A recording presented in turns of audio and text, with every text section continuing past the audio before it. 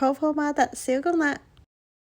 話說蘇蘇最近入咗呢個 Cry Baby 同埋 Labubu 個坑，咁啊好想揾到掛袋嘅公仔，咁去咗好多門市，香港都冇貨，咁直至到我哋去到深圳金光華廣場，就發現咧佢哋補貨嘅次數係多過香港好多㗎，咁所以咧就可以抽到呢個嘅 Cry Baby 掛袋公仔。但係另外有個 surprise 就係咧，原來有社群㗎，咁原來呢個社群咧係可以喺線上度抽盲盒。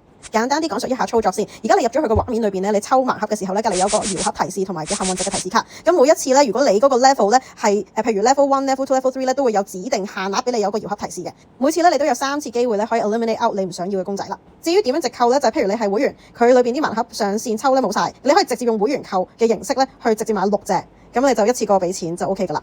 又或者你想淨係買一隻咧，佢會隨機咁樣assign一隻俾你。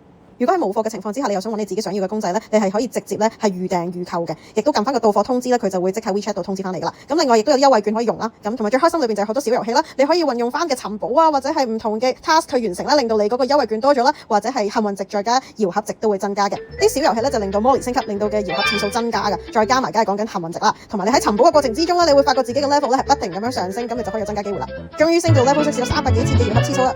希望你中意我今次嘅泡泡瑪特小分享啦。如果送貨記得用返大陸地址啊，因為佢唔會送去香港、台灣或者澳門㗎。詳情請到各大門市查詢啦。